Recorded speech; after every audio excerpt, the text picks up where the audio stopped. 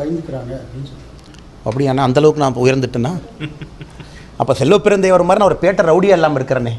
செல்வப்பிறந்தையவர்கள் மாதிரி ஒரு ஹிஸ்ட்ரி ஷீட்டராக ஒரு குண்டாவா இதற்கு முன்பு அவர் இருந்த கட்சியில் போய் காங்கிரஸுடைய அலுவலகத்தை தாக்கி விட்டு இன்றைக்கி அதே அலுவலகத்தில் வந்து அந்த கட்சியினுடைய தலைவராக உட்காந்துருக்கார். அதாவது கர்ம வீரர் காமராஜர் ஐயா இருந்த கட்சி எல்லாம் பாருங்கள், அந்த எந்த கட்சியில் எப்படிப்பட்ட மனிதர்கள் அமர்ந்திருக்கிறாங்க.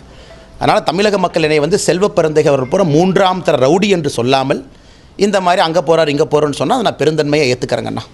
சார், நேற்றுக்கு புதிய கல்விக் கொள்கை ஒரு அனுமதிப்பட்டிருக்காங்க மாநில மெடிக்கேஷன் கமிட்டி, அதை எப்படி பார்க்குறீங்க சார்?